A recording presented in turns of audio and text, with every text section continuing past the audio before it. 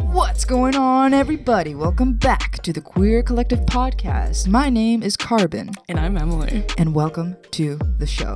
So, today we are going to be talking about Miss Amelia. Would you like to explain? Yeah, we're talking about acting straight. Yes, please, can you define for me and everyone in the crowd, all of you guys back there, what it means to be acting straight? What does that look like? Yeah, so when I say that, I don't mean like you're acting in a play. I more mean you're doing it, I guess, for safety reasons. Sometimes when you're in a new setting, you may feel uncomfortable. You don't know if it's safe to be acting like your full self or not acting just to be your full self. Yeah, absolutely. And you know what? Just from you saying that definition, I can already relate. Yeah. But I really want to know, what's the itinerary for the day? The itinerary. We've identified what it means to be acting straight, but how are we going to connect it today, and what specifically are we going to be getting into? Yeah. Hello, everybody. Let's hop onto the internalized homophobia train. Please keep your hands and feet inside of the ride at all times. Now, what you can be expecting out of today's tour is... I'm stiff as a board. When you talk about internalized homophobia, it's like, this is what it looks like visually to me. No neck, just chin connects to clavicle. To clavicle? What is a clavicle? It's like that part of your neck, that the bone that sticks out. Perfect. Clavicle. Yeah, we don't need a neck. Okay. Yeah. Clavicle to chin for sure. For sure. Okay, so first, what we're going to kind of chat about is whether or not we have our own stories with internalized homophobia, which I can already tell that we do. So we're going to share those. I certainly do. Yes, ma'am. We're definitely going to share those with you guys about like us acting straight in certain scenarios. And then we're sort of going to get into why exactly we do that as queer people. Yeah. And I don't want to spoil it. I'm not going to say why right now. You have to wait to find out. I love the teaser. Thank you so much. So, have you ever been in a situation where you felt like you had to act straight? Oh my goodness. Dozens, if not tens of dozens of times. I don't have an exact number, but if I were to guess, probably like 50 at least since I came out. And here's the thing. There's been many, many times where I've acted straight in scenarios, and 9 out of 10 of those times have been for no good reason. Yeah. Actually, 10 out of 10 have been really? for 10 out of 10? There's been reasons, but the thing is, I don't necessarily want to say they're good reasons. Yeah. Because the best thing always to do usually is to be yourself, right? The only time where I would say, hey, don't be yourself right now for a second, is if I felt like I was actually in danger. Yeah. Right. Yeah. And thankfully, none of the times where I've acted straight have I been in danger, thankfully. But for some people, that is the case. Yeah. So for me, there's been many times honestly, it's any time where I don't know people. Yeah.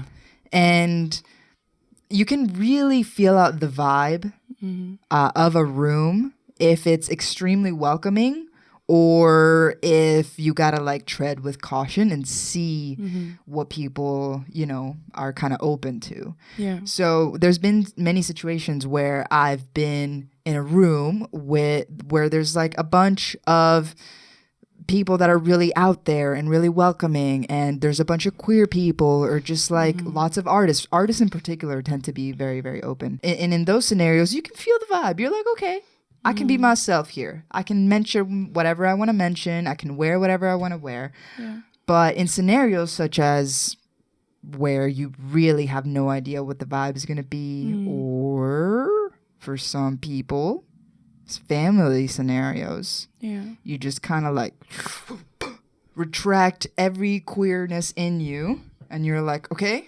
on my best straight behavior today.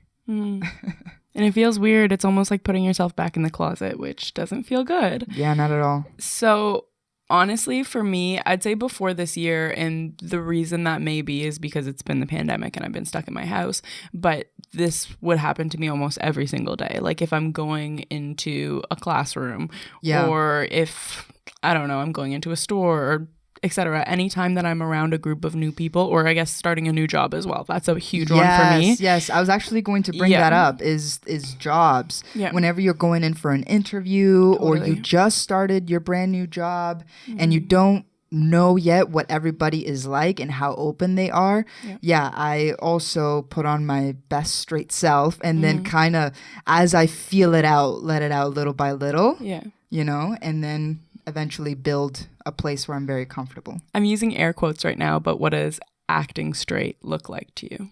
First and foremost has to do with my wardrobe, if I'm being completely honest. So these days, I tend to have a wardrobe that veers more on the androgynous side.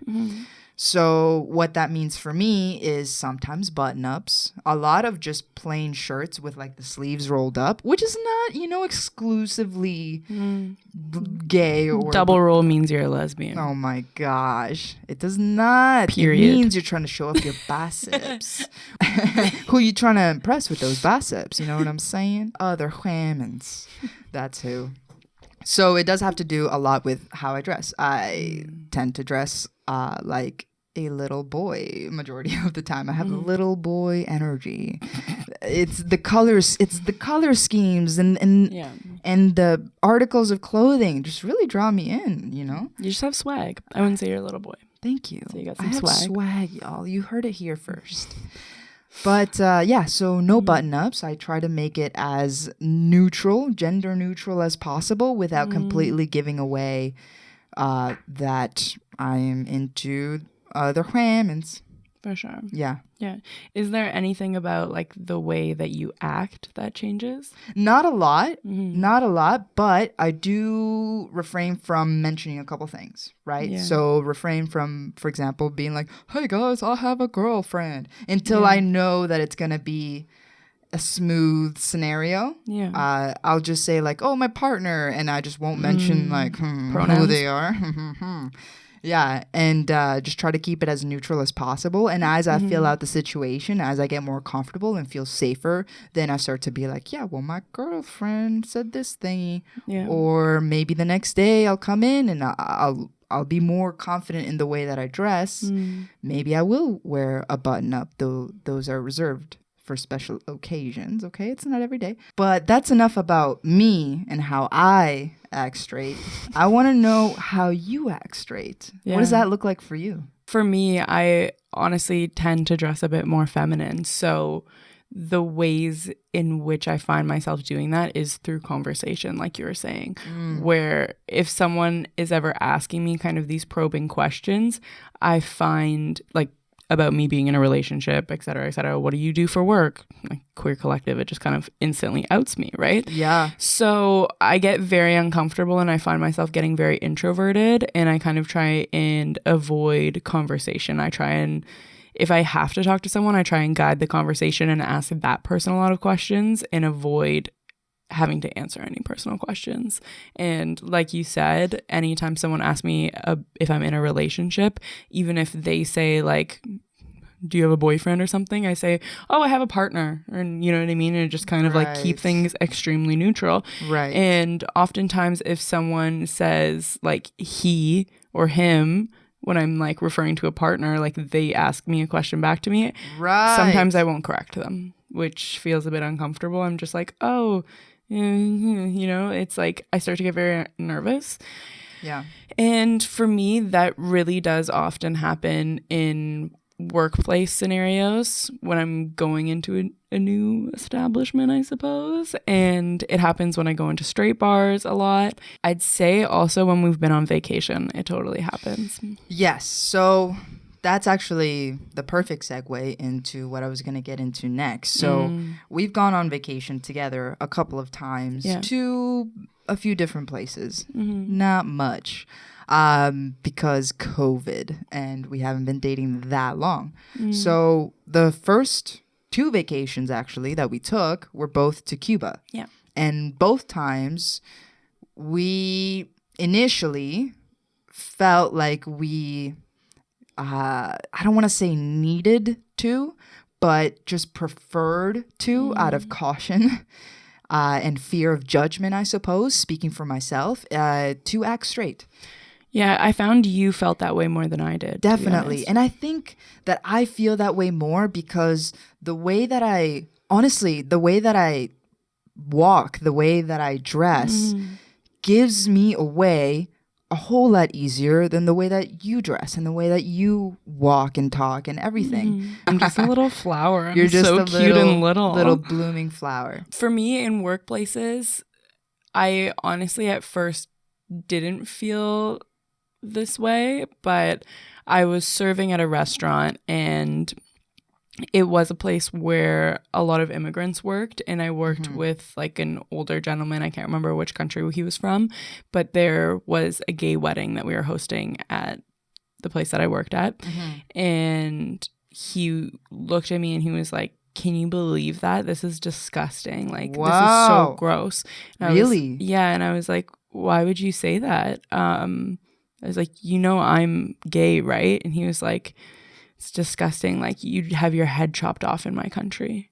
And I was like, what the hell? Yeah, it was pretty shocking. Dude, okay, I know that this is a thing. I know, I understand that this exists. But the fact that it exists as, like, you would have your head chopped off in my country, that's so insane to me. Like, we're all human beings. Being like, gay, being trans, it's illegal in more countries than it is legalized in. I know. And it's messed up regardless. Like, just because the popular thing, like if you look at how many countries have it illegal versus legal, it doesn't mean that it's right. No. But that's why, honestly, this sort of like switch coding is important. It's like a mechanism to keep ourselves safe, and it honestly is something important that you utilize when you're in countries where it isn't legal, because either not legal or just cultural suicide. Like there's certain, and when I say suicide, I don't mean that literally. It's more of like a fear of being shunned. So there's many countries where it's, you could say, more common. Cuba could be one of them. For example, Colombia is another one of them. That's actually what I was going to ask you about. I was wondering if you felt more unsafe in Cuba because it's closer to your culture, like it being another South American country and you being able to like speak the language and really talk to locals. Do you think you connected the dots a lot and it made you feel more unsafe? Well, here's the thing. In Colombia, it's like there's plenty of gay people to go around. There's gay people everywhere. Of course, absolutely. And it's not a thing where it's so illegal that like people throw stones or behead gays for being gay. It's not like that. You know, like they live among society and everything. However, it's still very much a stigma, and it's still something that culturally and societally is just something that is looked down upon, frowned upon. Like, you're not like us, you're the other. It's that kind of feeling. And to be fair, I haven't visited Colombia in a couple of years now, probably 6 or 7 years now at this point. And so it could be better and different, and I hope that it is, certainly. But based on my previous knowledge and what I have experienced and what I know about the culture, I tied Colombia to Cuba. And I said to myself, well, if it's anything like Colombia, I don't want people to look at me in disgust. I just want to have a vacation. And so for the sake of me just wanting to have a vacation where I don't get dirty looks, I started out by trying to appear physically as stereotypically straight as I could. And that fear was just out of the disgust, out of being shunned. It's like, well, what if we go up to the bar at the hotel and either they don't want to serve us or they give us mean looks. Like, I don't want that when I'm trying to relax and have a good time. I understand what you mean. I kind of want to take this conversation, I guess, to the next level and to the next level. Level 2. Here we go. And sort of explain why we as queer people do this, like on an actual research level? Yes, please. And I want you to start this off. Okay, will do. It is really rooted in internalized homophobia. In many other places around the world where it's illegal, it is a mechanism to keep yourself safe, and rightly so. But when we're in Canada, where it's completely illegal and being homophobic is basically a hate crime, we wonder why we still do this. Right? Yeah. And it's basically because of internalized homophobia and the way that society tells us in this whole narrative that puts heterosexuality and the gender binary as the norm. Yeah. It implants in our mind that being gay isn't normal. Right. And being gay or being trans or being non-binary is bad. And that's the narrative that's going on in your head that's telling you that you're not safe in this setting, that these people who you don't know aren't going to accept you. Yeah, absolutely. You know? And you know what? Like, for example, when I was really young and Ellen was popping, not like... Honestly, she was kind of popping when we were younger. She was popping at what point? Yeah. Like, really I would sit at home and I would dance with Ellen for sure. Yeah, exactly. So go back like 10 years when Ellen was really popping. I would watch her show and this is the internalized homophobia. I would say, wow, she's like out, she's loud, she's proud, she has her own TV show. This is amazing. I fully support her, but that's not me. Yeah. You know, that was me like being afraid of not being normal because she had so much scrutiny when she came out. She lost her like every gig. Nobody wanted to work with her.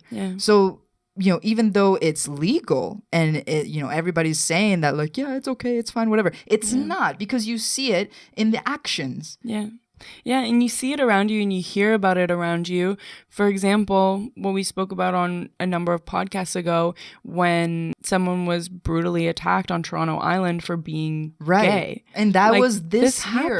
This happens. It was only a couple of months ago. So it is valid in many instances, this fear that we feel as queer people.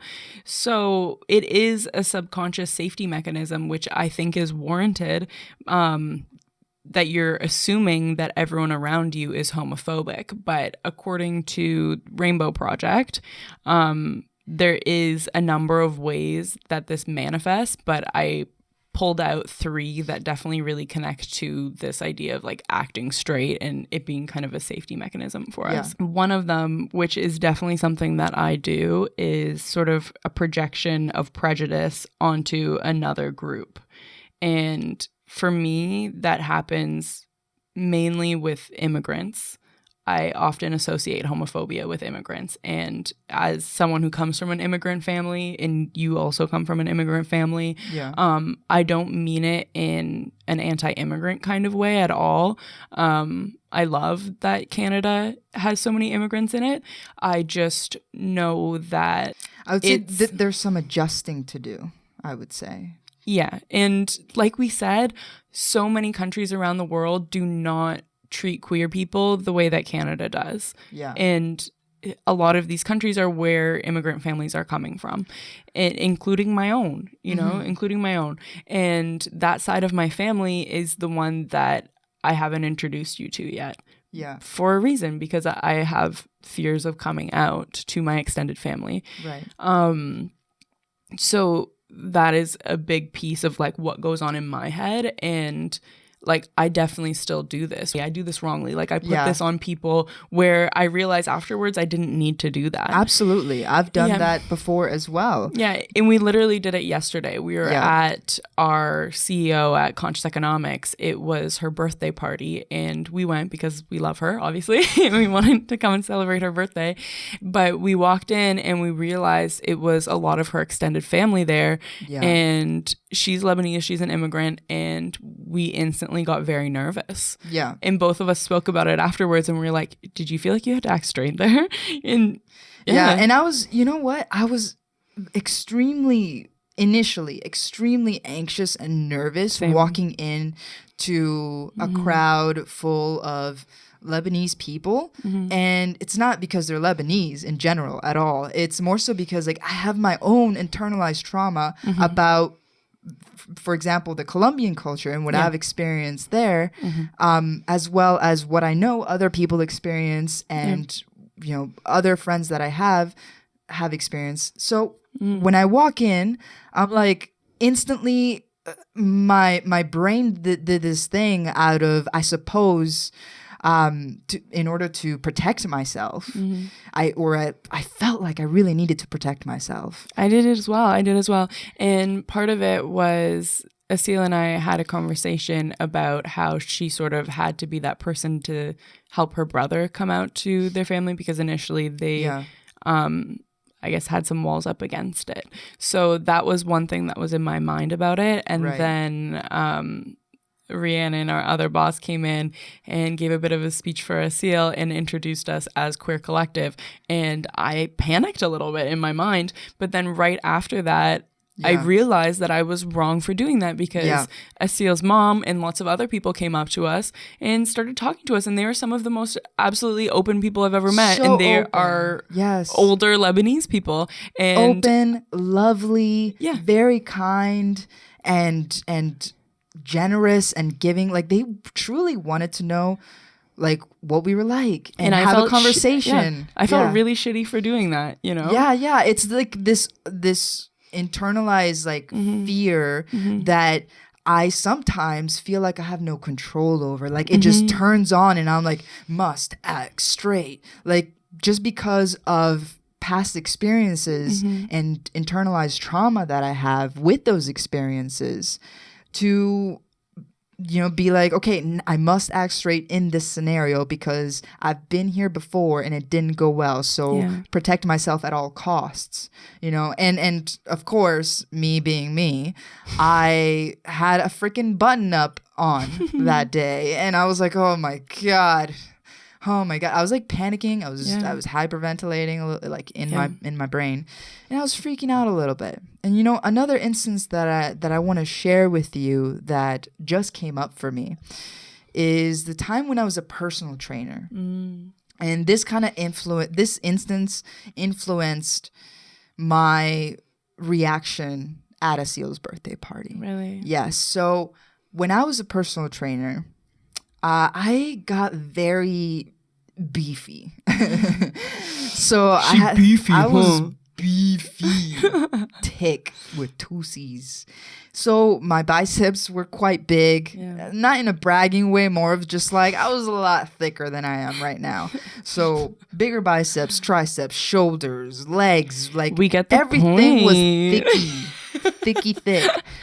So I had a frame, naturally, regardless of what clothes I wear, that in society is more masculine. Yeah. Because more muscles equals more masculine, and girls can't have muscles. Yeah. So I was training at this gym. Exactly. And throughout me working at that gym, I also got a freaking undercut while I was working there. So I got the undercut. It would go from one ear all the way across and then back to the other. Got it. So, and to make matters more obvious, I would also, because I really liked my undercut, I would put my hair up in a bun, fully showing the whole spectacle. Dope ass undercut. Yeah, and it had designs in it, and I was like, ooh. That was sick. I would do it too. And I was feeling very confident with it. But then a lady came in, and she was very obviously Middle Eastern. And I only say this because she had a hijab on. And it was a women's only gym, right? So any women that feels uncomfortable being in a regular or quote unquote regular gym will come here.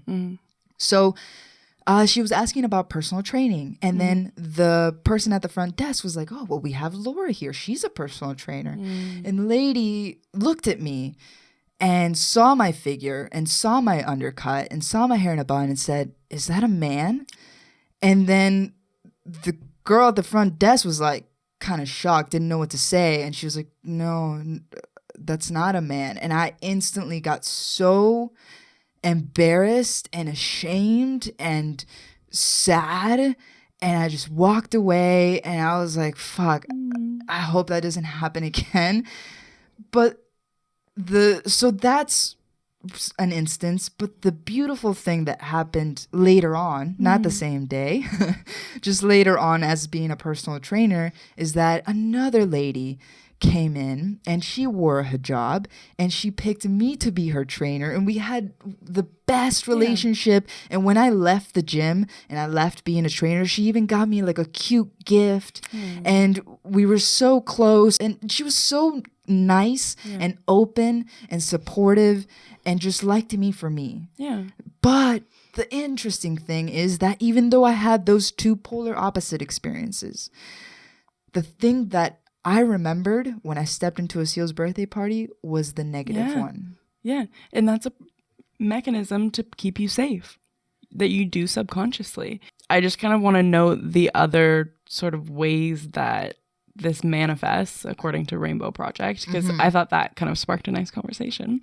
But another one is that it manifests as attempts to pass as heterosexual, and this can go as far as like sometimes marrying someone of the other sex to gain social approval. Marrying someone, that's deep. It can go far, that's but deeply rooted. Totally. So you can see sort of like there's definitely different poles of how this can happen, and another part of that is just dressing straight in certain scenarios and like kind of code switching like that. You know? And then the last one is just increased fear and withdrawal from friends or relatives. So definitely for us, one way that I can see that is feeling a bit withdrawn from your relatives who you don't necessarily feel you can be open with. Well, the thing is that I kind of impose those beliefs on my relatives. But the beautiful thing is that a lot of them have actually, like, without me saying anything, because, you know, like, I just post things up. I'm like, okay, I'm going to post this on my Instagram and whatever they think they're going to think. And, you know, who knows? What's the beautiful thing is that the sad thing first is that I had this preconceived notion that they were going to hate it. And that someone was going to ask questions and be like, why are you like this? The beautiful thing, though, is that I've actually gotten a lot of support from the relatives that I haven't even seen in 6 or 7 years in Colombia. And that means so much to me, like more than I can even put into actual words. Because I had this huge, huge fear. And it's so heartwarming to know that for a lot of them, it's not the case. And it's very, very beautiful. Now, what I do want to switch into now to sort of wrap this all up is, how do you think that we can make this issue better? How do you think that we can sort of combat internalized homophobia and this whole notion of you have to act straight in these scenarios, not including when you feel that danger? I feel like that is extremely legitimate. And you have to do what you have to do to stay alive in those scenarios. So, I just got so excited. Aside from that. I just got so excited. I put my foot on my chair because I have ideas. Okay, give them to me. So one thing that I do really want to note is that something so beautiful that helps with this whole thing of us having to act straight is queer safe spaces. You know, when you walk into a gay bar, or if you walk into, I don't know, say we have this little dance group that we go to now that is mainly queer people, and it is a safe space. And in those spaces, I feel like I can be 1000% myself. I can talk about everything that I want to talk about. I can just be me. That's so beautiful. You know, and I love that. And that's why I really love cultivating safe spaces, whether they be digital or in person. And I think that's a really important thing that us as queer people can be doing. But on the other end of this is, what can allies do, which I think is one of the most important things. So I hope that a lot of allies are watching this right now, because I've had a lot of people who I guess have asked me, like, why didn't you feel like you could tell me that? Like, why did, you know what I mean? Why didn't you say, like, blah, blah, blah. And like, they feel uncomfortable about it because I assumed that they might be homophobic, which is totally fair. Right. know? That's fair. Yeah. So for people who are straight but I guess want to cultivate safe spaces, some of the bigger things for me is I guess telling them beforehand, like, don't worry, like, this is definitely like a safe place. Everyone here is nice and accepting and you can be yourself. But also, like, as straight people, I think just one of the ways, like, right off the bat that I know that I feel safe around you is if you're like introducing yourself with your pronouns, you know. I'm like, bam, that's an ally right there, you know. Like, I can 1000% tell that this space is safe if that person is doing that, you know. Like, I think that's probably the easiest, and it can be, like, in my opinion, potentially the most effective way of creating that safety right off the bat. Like, hey, my name's Laura. I use pronouns she, her. What are yours? Yeah. And then... Or, like, this is my friend. They use pronouns they, them. You know what I mean? Like, stuff like that is really, really nice and effective. A lot of people, I find it kind of funny, but I guess when I come out to people, and this has happened to me, like, at the dentist, like, literally everywhere that I go, when someone's asked me, like, what do you do for work, and I tell them about Queer Collective, they're like, oh, I have lots of gay friends. That's everyone's go-to. That's hilarious. To be like, don't worry. Don't worry. Wink, I gotcha. I know what you're all about. Which, like, I find funny, but, like, also cute as older people. No, it's very cute. Yeah. What do you find is, like, an effective way for people to make you feel, I guess, safe? You know, I like all of the ideas that you presented in regards to, like, people making me feel safe, but I've found that for me to also put in that work and create a scenario with my peers so that I can feel safe, is that I have started to just be more open. You know, even if I'm not fully sure how someone's going to react, I'm just starting to be more open about who I'm dating. Is it a boy? Is it a girl? Is it a non-binary person? As well as, like, what I do and hobbies and all these different things. Just like being more fully myself. I love that. And that's honestly something that I really want to be working on, is not feeling any shame about it and sort of breaking down my internalized homophobia. Because it's like you said, we live in Canada where it's one of the best places to be queer, like, in the world when it comes to legalities as well as societal structures. Yeah. So we're definitely fortunate. We're very fortunate. Extremely. And we need to continue to work to make it even safer and safer for queer people. And the way that I try to do that, again, is just by just being me, saying who I am, saying what I do, seeing people's reactions, and then not feel bad about it.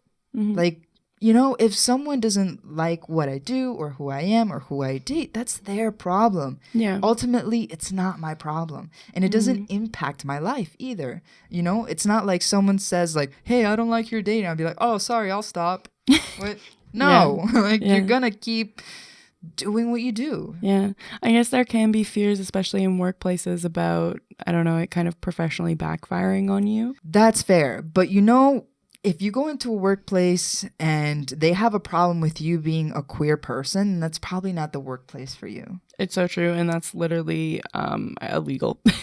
And, like, is that who you want to be surrounded by? True. Because you spend a lot of time at work. Yeah. You spend at least 8 hours of the day. No, that's a very good point. It's a very good point. So I would really love to know if you're still here, whether you're a queer person. I would like to know, one, if you relate to this, if you have experience with this. Have you ever experienced, quote unquote, acting straight? Yeah, but I would also like to know how you are now breaking that down, because for me, I guess I know why I'm doing it, but I haven't looked into how I can stop doing it and how I can, like, be more confident in who I am, which is something that I definitely struggle with. Yeah. And, you know, I really think that it comes from self-love. Totally. Like, you really need to love who you are as a queer person, whatever that may be for you. Like, love who you are. And the more that you love who you are, the more confident you will feel to start breaking down those barriers. Totally. And I think that actually ties into our last relationship-based podcast where we said, if you don't love yourself, so true, you can't love another person. Shout out to RuPaul. And that goes for us as, I guess, like, quote unquote, leaders in the queer community is what we're trying to be. And if we can't love ourselves as queer people, then we can't truly and authentically love our whole community, which I want to say that I do. I love all of you guys so much. Yeah, love the community. Yes, love like everyone else that comes into our lives, and encourage them to love themselves. We can't possibly ask somebody to love themselves if we don't. Exactly. So I would love for everyone to join me on this journey. So comment, I guess, your tips. I would love to know the ways that you're doing this, but also from an ally perspective, if you're still watching right now, I would really like to know sort of what you've taken away from this podcast. Just sort of hearing our perspectives as queer people kind of entering more straight spaces, I guess. Absolutely. And we definitely want to know your perspective, so leave that in the comments down below. Yeah. But with that all being said, you guys, please make sure to subscribe and like the video because it really helps out with the YouTube algorithm. And if you could leave a comment, that would be mighty nice as well. Real mighty nice, partner. Real mighty nice, ma'am. But with all that being said, we will see you in the next pod. Peace. Peace. And love.